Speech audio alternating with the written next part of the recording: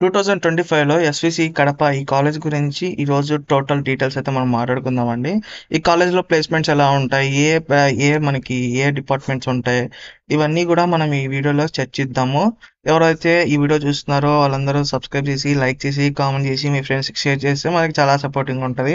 So, first of all డిపార్ట్‌మెంట్స్‌లోకెళ్ళినట్టయితే computer science engineering, CSC, AI, ML, electronics, communication engineering, science, humanities ఇవన్నీ మీకు అవసరం లేదండి. మీకు కావాల్సింది ఏఐఎంఎల్, కంప్యూటర్ సైన్స్ ఇంజినీరింగ్ కాబట్టి వాటి గురించే మాట్లాడదాం. First of all computer science ఇంజినీరింగ్‌లో మనకి స్పెషలైజేషన్స్ కూడా ఉంటాయండి. అందులోనే సిఎస్సి, ఏఐఎంఎల్ అంటారు. సో చాలామంది ఏమనుకుంటారంటే సిఎస్సి, ఏఐఎంఎల్ అంటే ఏదో అనుకుంటూ ఉంటారు. బట్ ఏం తేడాలు ఏమి ఉండవండి.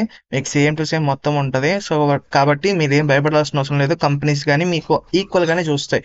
కాబట్టి సిఎస్సి, ఏఐఎంఎల్ అంటే ఏం లేదు. మీకు డెప్త్‌గా చెప్తారండి ఏఐ మీద, ఎంఎల్ మీద. సో వీటి మీద డెప్త్‌గా చెప్పడం వల్ల మీకు ఏమవుతుందంటే సో మీకు కొంచెం నాలెడ్జ్ వస్తది. అంతే ఇంకేం లేదు. ఈక్వల్‌గానే చూస్తారు. ఆ విషయాల్లో మీరు భయపడాల్సిన అవసరం లేదు. మీకు ఫ్రీ సీట్ వస్తే హ్యాపీగా వెళ్ళిపోండి సీఎస్‌సి, ఏఎంఎల్‌కొస్తే.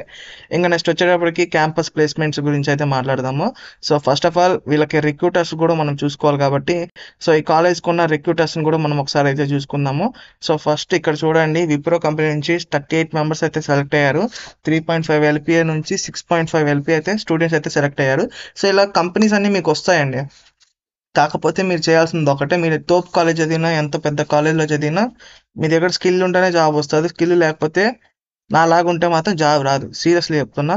సో, స్కిల్స్ మీద ఫోకస్ చేయండి. ఎగ్జామ్స్ పాస్ అయిపోయినాం చాలు అనుకుంటే ఇంక మీ కర్మ. తర్వాత మీరు జాబుల కోసం ఆడ ఈడ వెతుక్కోవాల్సొస్తది. ఇన్‌స్టిట్యూషన్స్‌లో జాయిన్ అవ్వాల్సొస్తది. కాబట్టి మీరు ఇప్పుడే జాయిన్ అవుతున్నారు కాబట్టి బీటెక్‌లో ఇప్పటి నుంచే ఎవ్రీడే ఒక 1 అవర్ కోడింగ్ అనేటివి వాటిని ప్రాక్టీస్ చేయండి. ఏఐ టెక్నాలజీస్ మీద ఫోకస్ చేయండి. ఇలా చేసినట్టయితే మీకు జాబ్స్ అనేటివి ఈజీగా ఉంటాయి. మనకి టాటా కంపెనీలో చూడండి 9 మెంబర్స్ స్టూడెంట్స్ అయితే సెలెక్ట్ అయ్యారు. 3.4 ఎల్‌పిఏ నుంచి 7 ఎల్‌పిఏతో సెలెక్ట్ అవ్వడం జరిగింది. ఇలా మనకి చాలా కంపెనీస్ అయితే రిక్రూట్ చేసుకోవడానికి వస్తది.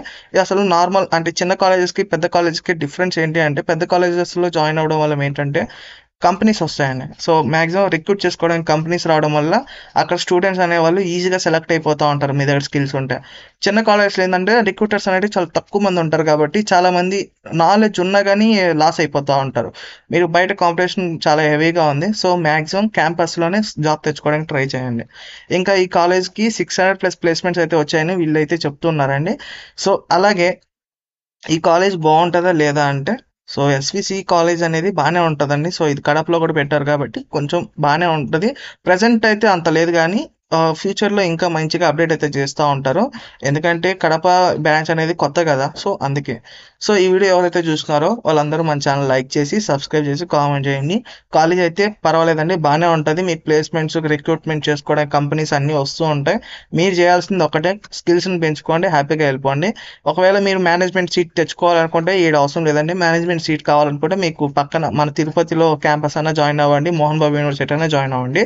లేదు ఇంకా బెటర్ ఆప్షన్ ఏంటి అంటే చెన్నై వెళ్ళిపోండి. చెన్నైలో మీకు చాలా పెద్ద పెద్ద కాలేజెస్ ఉంటాయి. సవిత కాలేజ్ ఇవన్నీ ఉంటాయి.